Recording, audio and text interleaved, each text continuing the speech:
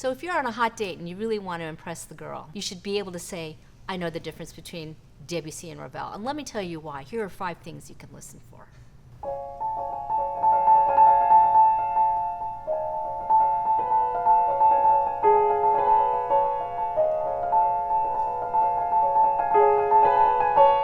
Hi, I'm Gwendolyn Mok. I'm a professor of piano at San Jose State University.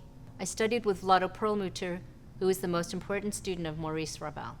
French composers Maurice Ravel and Claude Debussy were contemporaries of each other, were often thought of as impressionist composers, which they hated, and are often also thought of as interchangeable. But they in fact have very different aesthetics. You just have to know what to listen for. Here are 5 ways to tell the difference between Debussy and Ravel.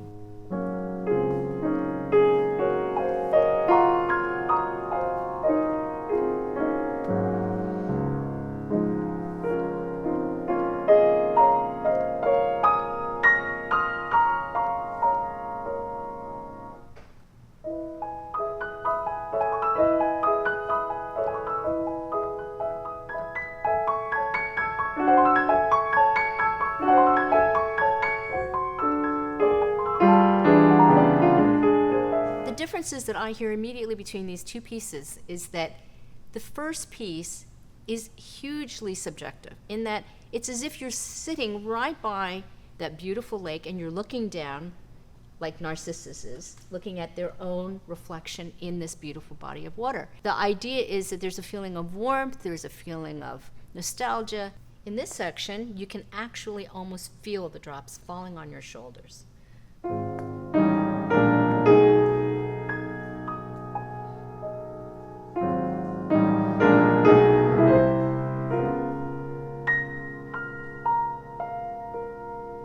As if those drops are falling on you as you are watching your own reflection. You don't get that feeling in the Jeu d'eau at all. It's as if you're standing on the side of the fountain and you're looking at the beautiful, beautiful ripples of water, but you're not really getting too involved or too warmly involved with this experience. You're just watching it as an objective observer.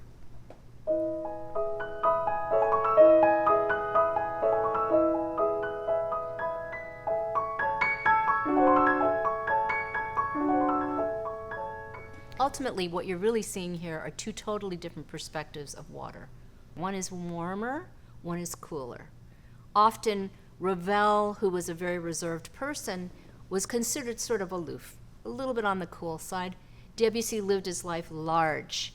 Scandals, love affairs, it was all in the open, and the 2 of them couldn't be more different, and it is reflected in their music.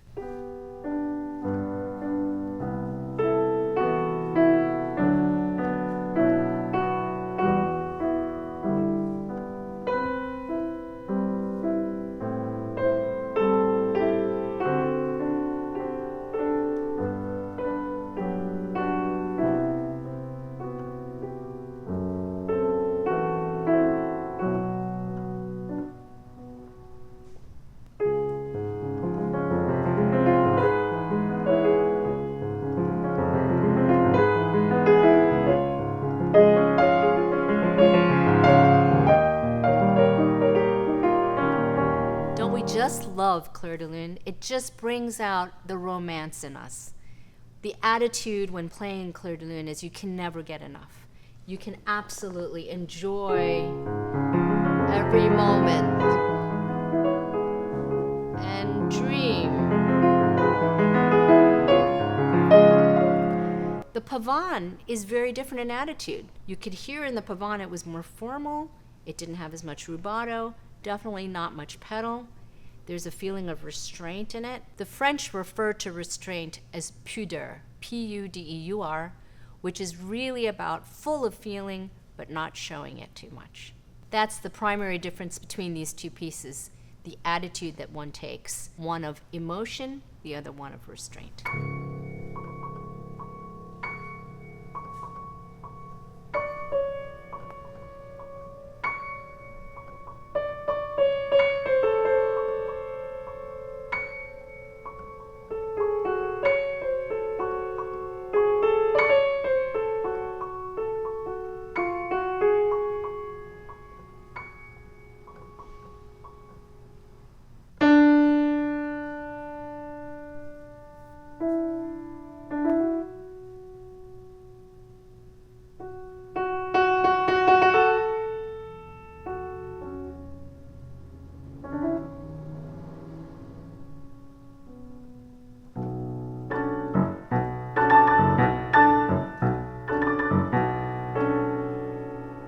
Debussy and Ravel both rivaled each other in who could imitate the Spaniards better.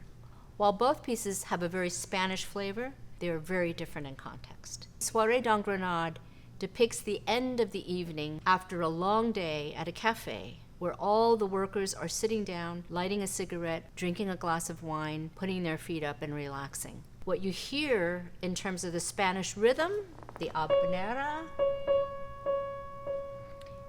is very clear, but then you also hear this melody, this beautiful vocal melody where maybe someone is humming, but it's very relaxed. It's the end of the day, there's no rush. You have this feeling of nothing is going to hurry you. So you have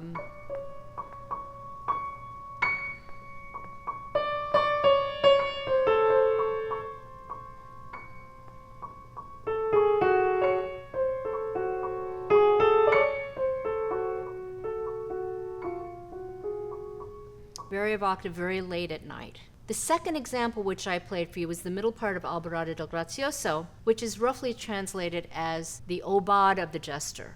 The jester is perhaps a court jester who is there to entertain the royalty. This court jester's voice is heard completely as a solo.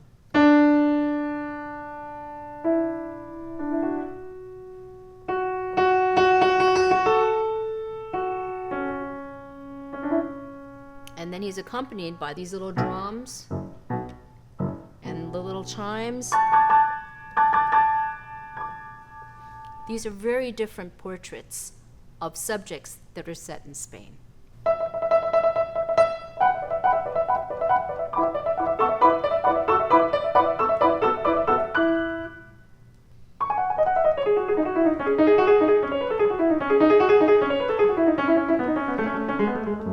So the primary difference between these two toccatas is texture.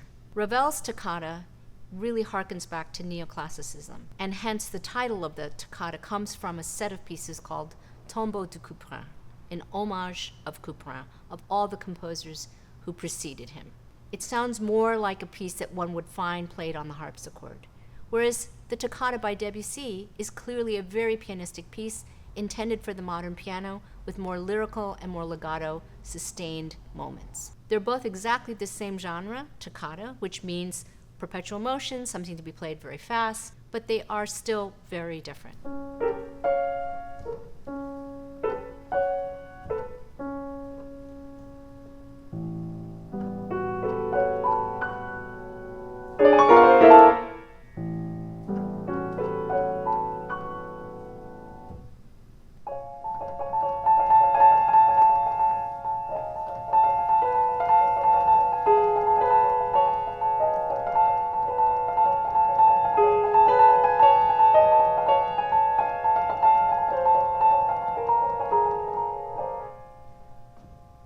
Undine is basically the depiction of a sea nymph, and she was a favorite subject of painters and writers and musicians. Arthur Rackham had painted her many times in beautiful illustrations, and Bertrand, a French poet, also wrote about her in a triptych from Gaspard de la Nuit. As you can hear in the Debussy, which is marked scherzando for Undine, she's more mischievous, she's more playful. But if you listen to the one in the Ravel, she seems cooler, she seems a little distant. In fact, in the poem, when you read about Undine by Bertrand, she's quite vicious. She's cold, she's calculating, she wants her man, and she doesn't get him. For Debussy's music, most of his pieces do have titles. They have names like Nuage, or they have The Girl with the Flaxen Hair, many, many different attributes to visualizations. And I think Debussy was a composer who really relied on visual cues, art, illustrations, to really inspire his music, whereas Ravel was a very well-read man. So here you see inspiration from different sources, one visual and one literary. The next time you really want to impress somebody, you let them know you know the difference between Debussy and Ravel, and you definitely share your 5 hot tips on how these composers differ.